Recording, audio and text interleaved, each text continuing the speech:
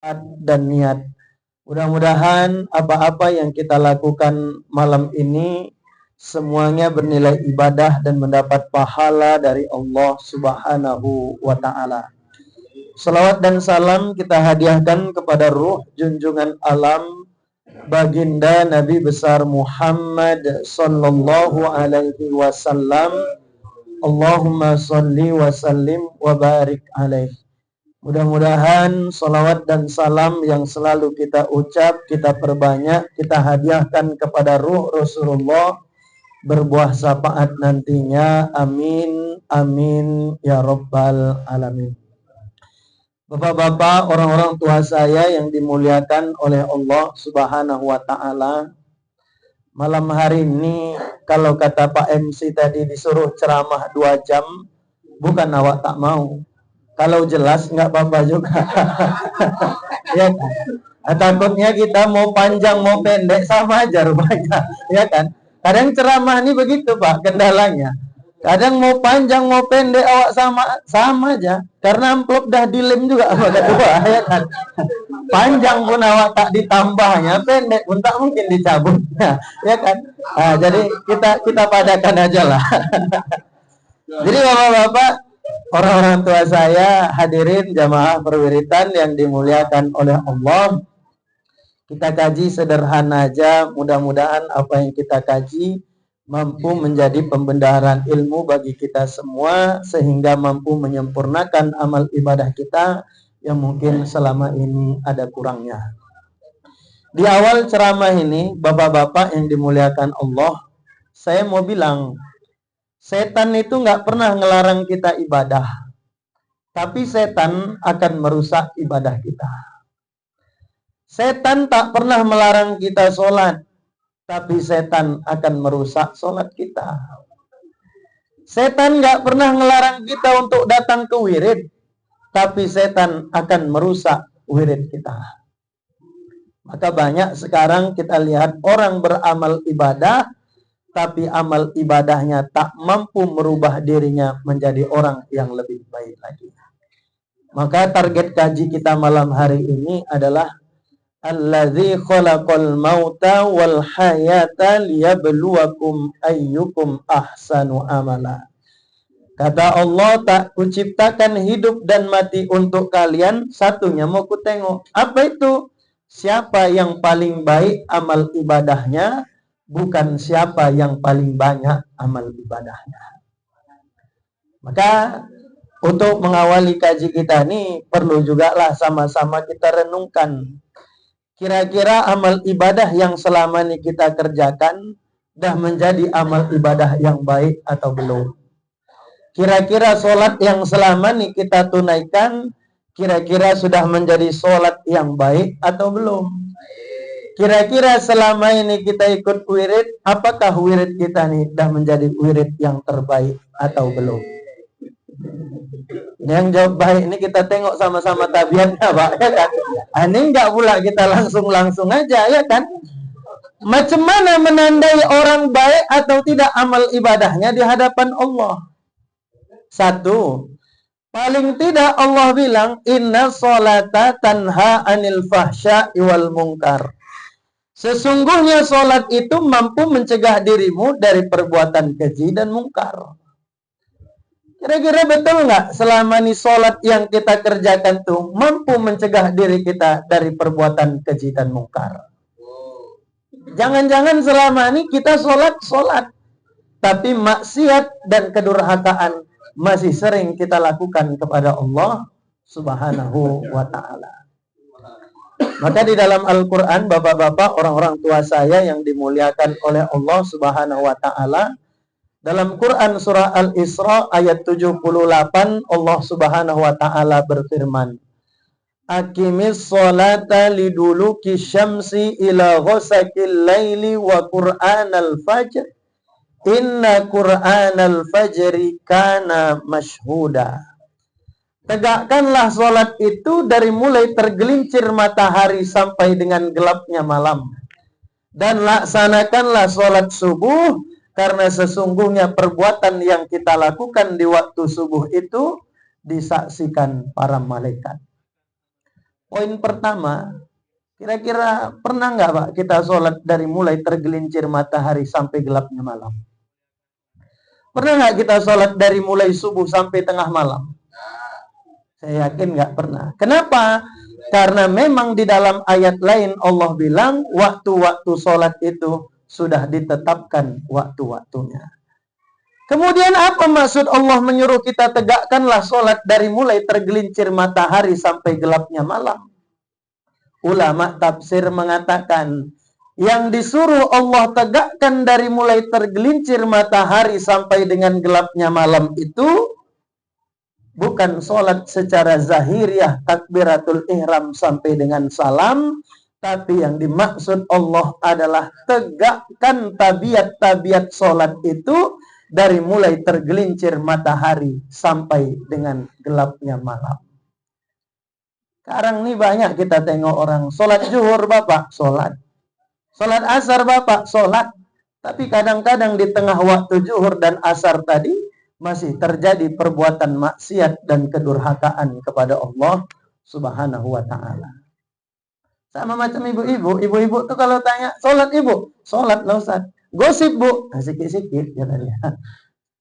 Kadang kita ini juga begitu. Zuhur sholat, asar sholat, maghrib sholat, isya sholat, tapi di tengah-tengah waktu kosong yang tak ada waktu sholat, kadang kita masih suka berbuat maksiat dan durhaka kepada Allah Subhanahu wa ta'ala. Maka hari ini saya mau bilang, kita ini kalau mau buat maksiat, Pak, buatlah. Bapak mau main togel, mainlah. Nggak apa-apa, main aja. Bapak kalau mau mabuk, mabuklah. Boleh, mabuklah. Tapi satu catatannya, apa itu? Cari tempat di mana Allah tak tahu kita mabuk, cari tempat di mana Allah tak tahu kita masang togel. Hah? Ada itu kira-kira? Kalaulah jawaban kita ini betul-betul melekat kepada diri kita, bahwasanya sadar dan paham kita tak ada satupun tempat di mana Allah yang tak tahu kita berbuat maksiat, maka niscaya takkan ada lagi kita yang mampu berbuat durhaka kepada Allah Subhanahu wa ta'ala. Dulu teringatlah kita waktu masih kecil, sholat kita depan mak ayah kita, ya kan? Apa kata mak ayah kita tuh? Sholat jangan banyak-banyak kali kau gerak, katanya. Banyak kau gerak dalam sholat, batal sholat kau. Begitu diperingatkan begitu, kira-kira ada nggak kita sholat yang sambil loncat-loncat, Pak? Ada nggak kita sholat yang nengok kanan, nengok kiri, menjawab-jawab sebelum Ustadz siap ceramah? Ada? Hah? Ada nggak? Nah, ini pun sebuah kesalahan ini, ya kan? Ini Cemana lah. Tua tak terajar, ya kan. Jadi bapak-bapak yang dimuliakan oleh Allah Subhanahu wa ta'ala, cemana lagi mau kita bilang. Memang ulama dah menyatakan ada satu kesalahan yang sekarang sering dibuat manusia, tapi saking seringnya kesalahan itu buat, maka manusia memandangnya bukan sebagai sebuah kesalahan lagi. Apa itu? Senangnya orang menjawab-jawab sebelum mereka mendengar. Senangnya mereka menyaut-nyaut sebelum mereka mendengar. Padahal kalau kita tanya dari A sampai Z, belum tentu juga tahu itu kan. Maka bapak-bapak, orang-orang tua saya yang dimuliakan Allah, ini sebabnya banyak orang sekarang mengaji, tapi tak mampu merubah tabiat dan sifat dia menjadi orang lebih baik lagi. Sering kita tengok kajian di masjid, sering kita buat maulid, sering kita buat Isra Mi'raj. Tapi kita tengok tabiat anak-anak kita sekarang makin baik apa makin hancur, Pak? Makin hancur. Kenapa? Karena banyaknya orang yang mendengarkan kajian bukan untuk perubahan diri lebih baik lagi, tapi hanya untuk senang-senang sesaat.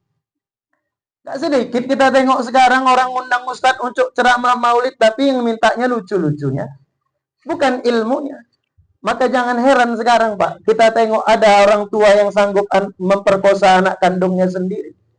Jangan kita heran menengok ada anak kandung yang sanggup membunuh orang tua kandungnya sendiri. Kenapa? Karena akhlak yang diturunkan Nabi Muhammad itu sekarang dah mulai hilang. Innama bu'ithu li utammima makarimal akhlak. Sungguh tidak Nabi Muhammad itu diutus ke muka bumi ini kecuali untuk memperbaiki akhlak. Tapi sekarang akhlak-akhlak manusia sudah jauh dari Nabi Muhammad Sallallahu Alaihi Wasallam. Maka bapak-bapak, orang-orang tua saya yang dimuliakan Allah, jangan kita nih mengaji dibuat ecek-ecek. Jangan masuk kuping kanan keluar kuping kiri.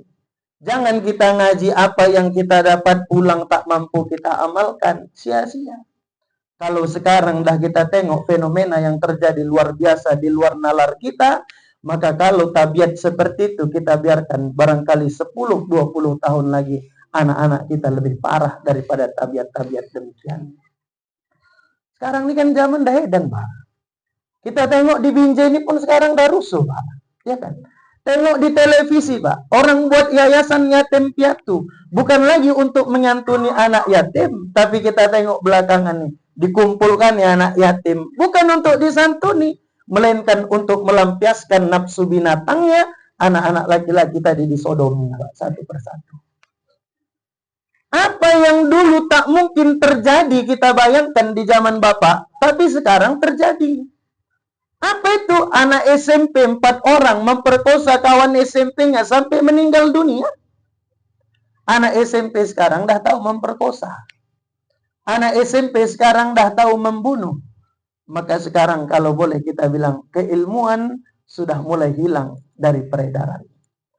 Bahkan kasus yang baru-baru ini terjadi, ada namanya Madrasah Aliyah Negeri 1 Gorontalo. Gurunya dengan muridnya berbuat asusila di lingkungan sekolah.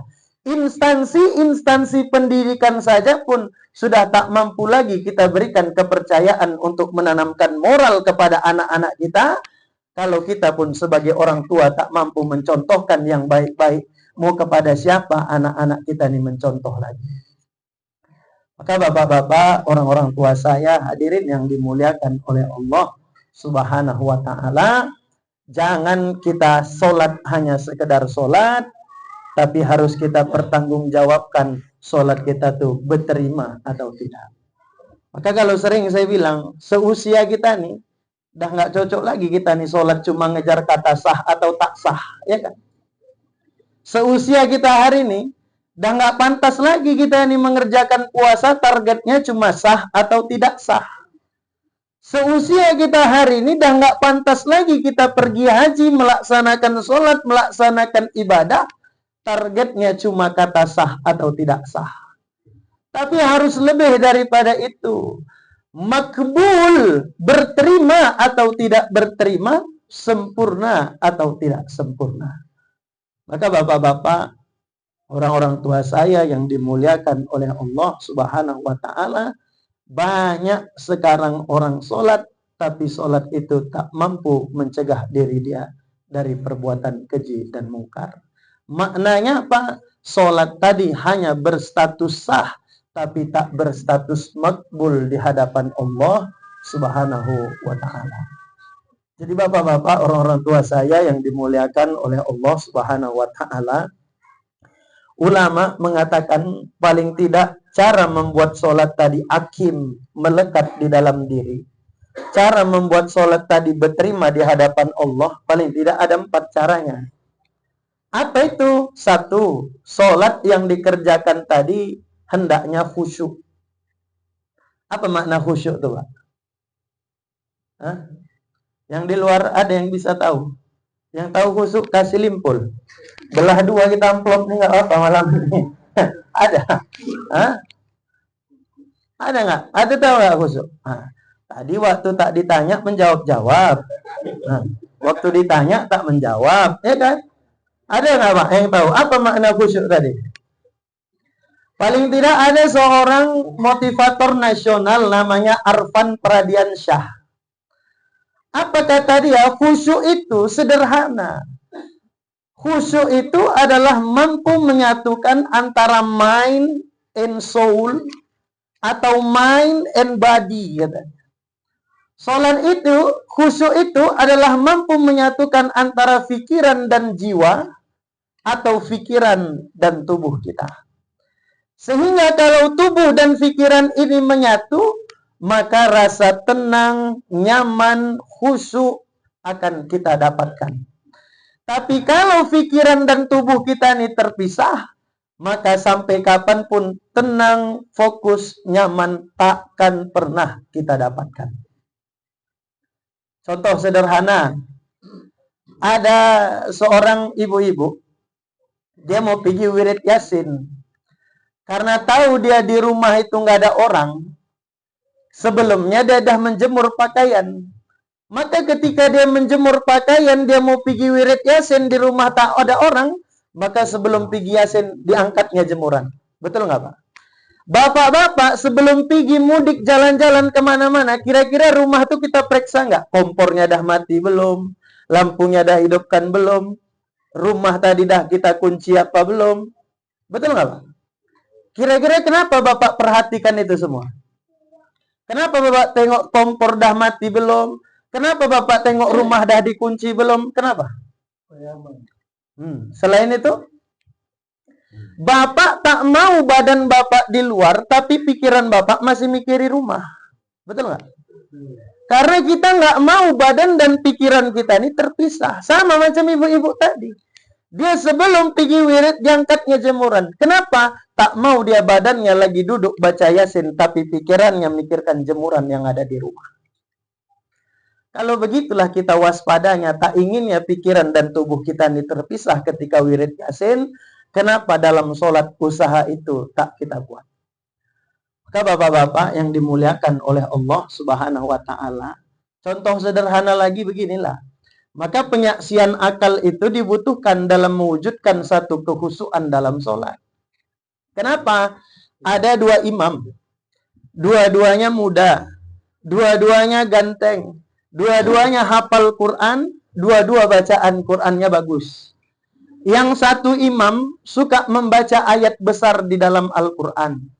Yang satu imam lagi suka membaca ayat-ayat pendek. Alam taro kaifa fa'ala rabbuka bi ashabil fil sampai ke bawah. Kalaulah saya tanya sama Bapak, kira-kira Bapak lebih nyaman, lebih tenang diimami sama yang mana?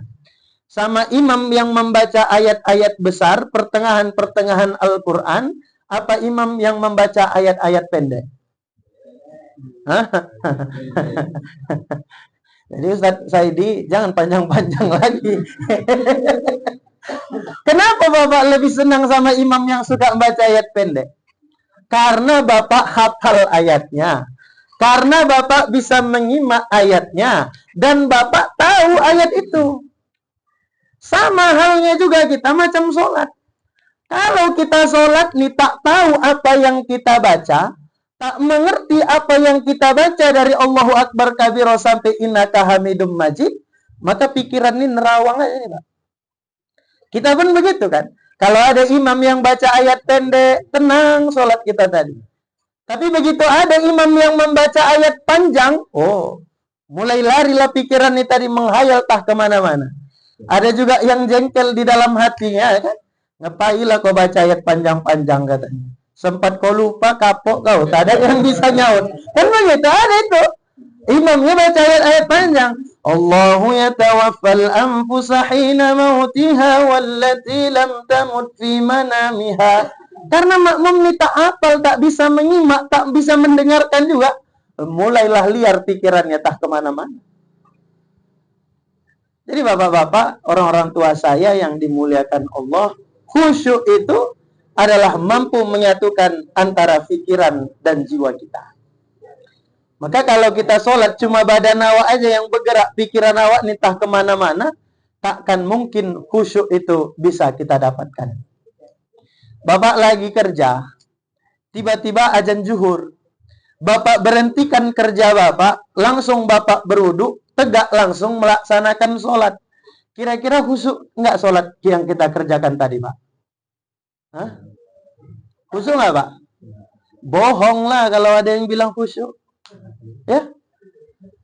So lagi ngajar tiba-tiba ada azan zuhur, langsung diberhentikan sehan ngajar, ngambil wudhu, bangkit terus melaksanakan sholat. Kira-kira khusyuk nggak sholat kita? Bohong kalau ada yang bilang khusyuk.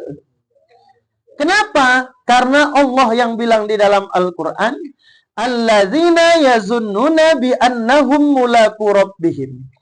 Orang-orang yang mendapatkan kehusuan dalam sholatnya itu adalah orang-orang yang mempersiapkan dirinya kalau dia tahu bahkan dipanggil oleh Allah Subhanahu wa Ta'ala. Maknanya apa? Sholat khusyuk itu harus ada persiapannya.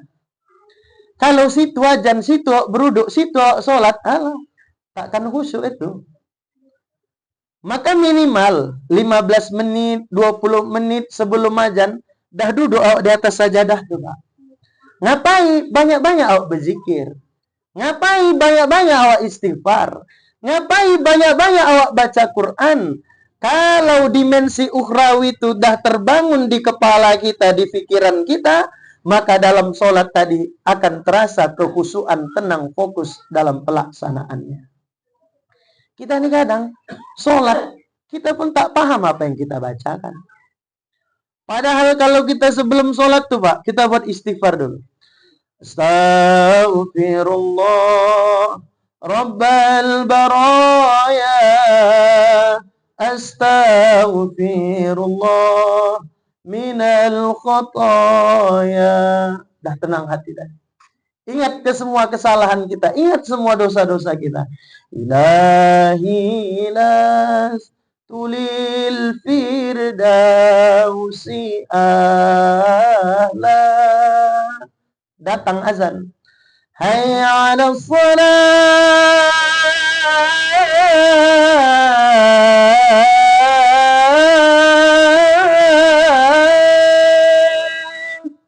Kita bilang la haula wala quwwata illa billah. Tak ada daya dan upayaku ya Allah kecuali semuanya atas izin-Mu. Maka kalau itu dah kita buat, ngangkat tangan tadi ketika takbiratul ihram aja pun tak terasa netes air mata. Allahu Akbar. Sadar awak, tak ada apa-apanya.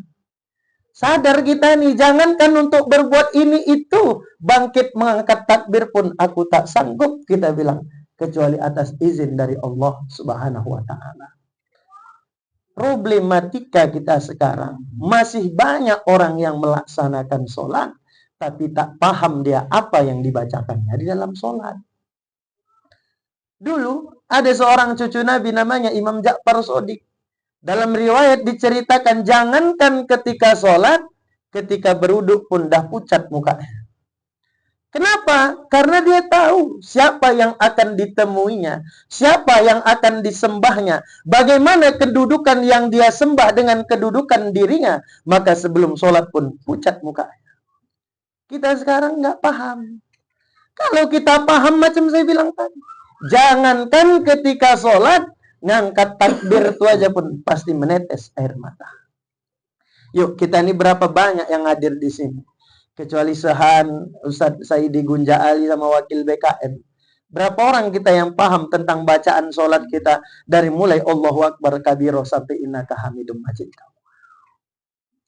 Jangan-jangan selama ini kita cuma Allahu Akbar kabiro alhamdulillahi katsir, tapi tak paham kita apa maknanya. Jangan-jangan selama ini kita subhana rabbil azim wa bihamdi subhana rabbil a'la wa bihamdi, tapi kita tak tahu apa maknanya. Maka kalau pikiran ini tak paham, bagaimana kita mau menyatukannya dengan gerakan tubuh, dengan jiwa kita ini, Pak? Maka bapak-bapak, orang-orang tua saya yang dimuliakan Allah, sebab sekarang kita tengok ada orang sholat, tapi siap sholat sombong dia. Ada, Pak? Ada? Siapa, Pak? Ada seorang orang sholat, rajin dia ibadah, tapi siap ibadah, merasa dirinya paling betul. Oh, yang lain salah semua. Akulah ahli surga, kalian ini ahli neraka ya kalian nih katanya. Ada orang begitu.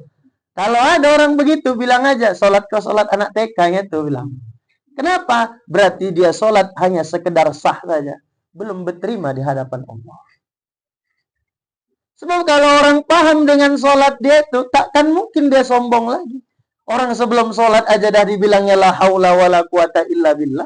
Tak ada dan daya dan upayaku, tak bisa aku berbuat apa-apa kecuali atas izin Allah. Maka Imam Al-Ghazali pernah bilang, kenapa sekarang, apa bedanya orang sholat dengan orang menari? Katanya. Apa kata Imam Al-Ghazali? Bedanya orang sholat dengan orang menari adalah ketundukan jiwa. Maka siapa yang sholat tapi tak ada ketundukan jiwanya, berarti sholatnya sholat anak SD. cuma mengejar kata sah atau tidak sah. Ada ulama Mesir bilang, kenapa sekarang ada orang sholat tapi masih sombong? Apa katanya? Karena sekarang orang sholat yang disungkurkannya cuma kepalanya, tapi jiwanya tidak. Karena sekarang orang sholat yang direndahkannya cuma badannya, tapi jiwanya tidak. Karena sekarang orang sholat yang mampu ditundukkannya hanya anggota tubuhnya, tapi jiwanya tidak. Yang masuk surga, yang dipanggil Allah masuk ke dalam surga mana, Pak? Anggota tubuh kita nih apa jiwa kita? Hah? Ya ayyatuhan nafsul mutmainnah irji'i ila rabbiki radiyatan mardiyah fadkhuli fi ibadi wadkhuli jannati. Siapa panggil Allah masuk surga? Jiwa-jiwa yang tenang. Jadi anggota tubuh kita ini nggak ada gunanya ini. Kalau cuma kepala lah yang mampu kita sungkurkan, tapi jiwa kita tak mampu kita sungkurkan, maka sia-sialah sholat kita. Kenapa? Karena anggota tubuh ini tak ada harganya. Kan dari bilang ramai-ramai itu lewat lagunya Sebujur Bangkai kan, Pak? Ada yang apa? Yang hafal 10.000.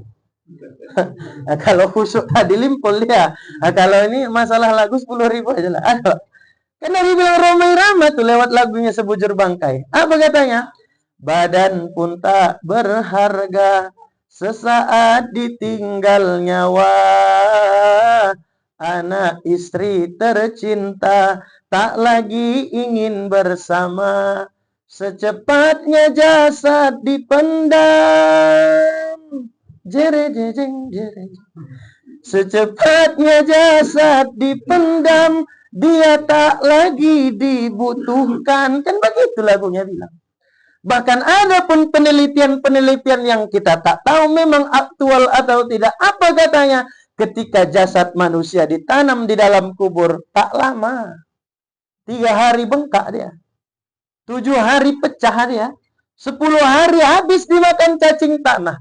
Jadi apalah gunanya kepala nih kita tundukkan, tapi kalau jiwa kita nih tak kita tundukkan.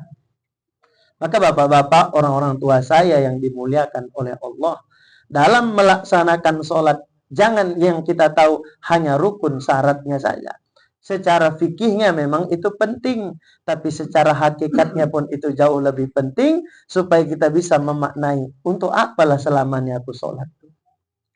Supaya kita nih sadar, kalau kita sholat cuma sekedar mengejar kata sahnya, itulah banyak kita tengok sekarang. Sholat dia, tapi tak mampu menghindarkan dirinya dari perbuatan keji dan mungkar tadi. Bapak-bapak, orang-orang tua saya yang dimuliakan oleh Allah, barangkali ini adalah yang dapat disampaikan. Sama macam dibilang tadi, setan nggak pernah melarang bapak wirid, tapi begitu wirid, setan akan merusak wirid kita. Dengan apa? Ustadz ceramah buatnya kita ngantuk-ngantuk, ya kan? Ustadz ceramah buatnya kita nih menggesek-gesek HP aja, ya kan?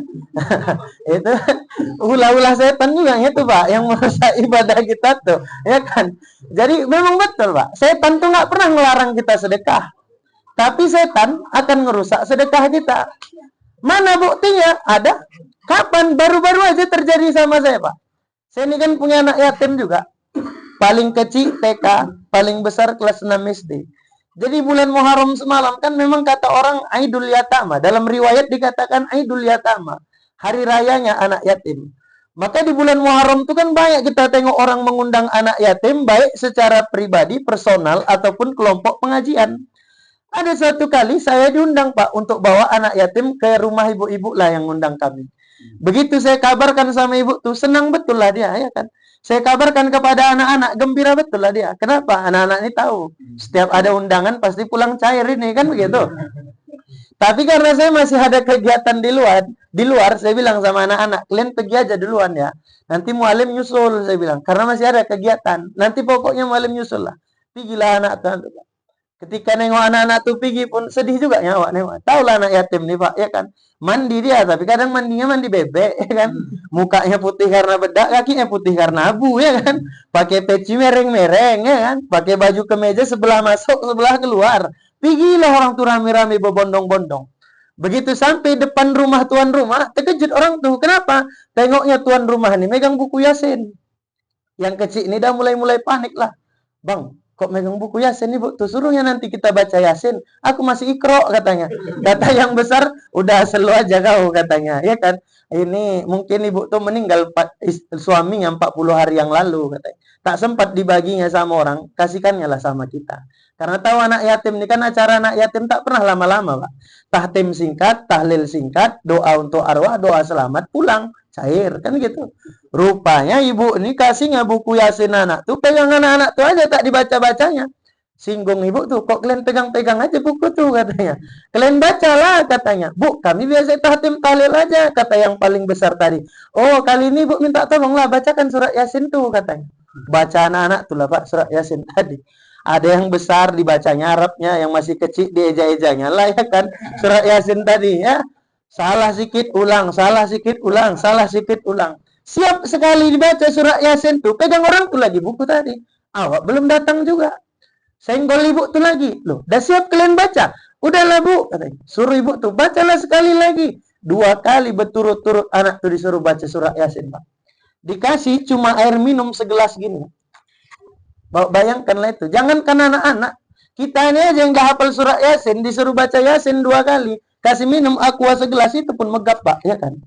Apalagi nih anak-anak. Salah sikit ulang, salah sikit ulang, salah sikit ulang. Tapi tak lama dari itu, datanglah awak. Datang awak, tahtim tahlil, doalah kami. Namanya anak-anak. Begitu tengoknya ada kotak styrofoam, ya kan? Oh, ayam penyet ini katanya. Ini malam hari ini belum nampak gue lagi styrofoam tuh. Oh, ada. Jadi waktu acara anak yatim itu begitulah. Tengoknya ada kotak styrofoam. Oh, ayam penyet nih katanya. Tengoknya lagi tuan rumah megang amplop, ya kan? Oh, cair kita nih. Hilang keluh kesahnya baca Yasin 2 kali tadi. Kenapa? Gara-gara tengoknya tuan rumah dah megang amplop. Siap acara, pulanglah kami. Anak-anak tuh salam, dikasih bontot, kasih amplop. Awak pun salam, kasih bontot, kasih amplop, Pak. Cuma namanya anak yatim, Pak. Pernah awak ceramah di kampung di Kecamatan Binjai. Begitu dikasih amplop, langsung bongkarnya. Anak-anak yatimku nggak gitu. Agak bagus dia sedikit. Pulang dulu orang tuh, kelang 2 rumah, 3 rumah, baru eksekusinya. Yang paling besar bongkarnya amplop tadi, dibukanya. Berapa bang? Kata yang kecil. Goceng we, hancur kita nih katanya.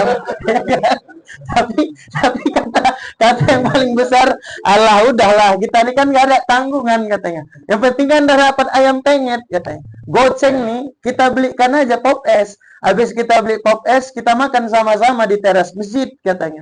Tapi gila orang tuh rame-rame buat duit goceng tadi, Pak, beli pop es. Duduklah orang tuh teras masjid. Begitu duduk teras masjid, bongkar orang tuh lagi styrofoam tadi. Kena prank 2 kali. Pikirnya yang pengen, rupanya mihun taruh kuah cabai, Pak. Aku dengar kisah nih, sedih juga aku, Pak. Jadi aku bilanglah sama anak-anak tuh, kalian tadi dapat amplop, mualim pun dapat amplop. Hina kalilah rasaku, Pak, ya kan? Kalau orang tuh yang baca capek-capek, doa orang tuh yang paling cepat diterima, disiksa macam itu, cuma dapat uang goceng dan makan mihun kuah cabai, sedangkan mereka pengen ayam penyet, sedangkan awak pula dapat amplop berpoya-poya dengan amplop tuh, kan nggak pantas, Pak. Jadi saya bilang, pengen kan hirupnya kalian ayam penyet, pengenlah mualim. Pergilah awak masuk rumah, rogo-rogo lah kantong tadi, di mana amplop anak yatim tadi. Kau ambillah amplop anak yatim tadi, Pak. Kubongkarlah sama-sama depan orang tuh. Begitu ku buka, isinya pun rupanya 10.000. Jadi ku bilang sama anak-anak tuh, kok kayak gini ceritanya, yang hancur bukan kalian aja nih. Aku pun hancur. Jadi bapak-bapak yang dimuliakan oleh Allah Subhanahu wa ta'ala, inilah bukti tadi. Setan nggak pernah larangnya kita sedekah, tapi dirusaknya sedekah kita tadi. Kita pikir kita ini dah hebat lah menyantuni anak yatim, begitu. Padahal secara tak langsung kita sedang menghardi anak yatim. Kalau memang gocengnya sanggup awak kasih sama anak-anak tuh, ngapainlah pala awak undang-undang orang tuh datang ke rumah awak baca Yasin sampai 2 kali, kan begitu. Kalau memang goceng sanggup awak kasih, salamkan aja apa pinggir jalan. Doakan ibu sehat-sehat ya, doakan bapak di rumah sehat-sehat ya, doakan kakak kalau lulus PNS ya. Walaupun gocengnya kita kasih, kan tidak jadi masalah. Ini awak undang orang tuh goceng dari gantikan sabun sama odol gigi, tidak cukup ya kan. Jadi bapak-bapak yang dimuliakan Allah, maka kita hati-hati nih. Setan tuh nggak pernah larang kita ibadah, tapi setan akan merusak amal ibadah kita. Udahlah, barangkali ini aja yang dapat sampaikan. Ceng lah kita, Pak, ya kan? Karena aku tengok dah hujan juga di luar, ya kan?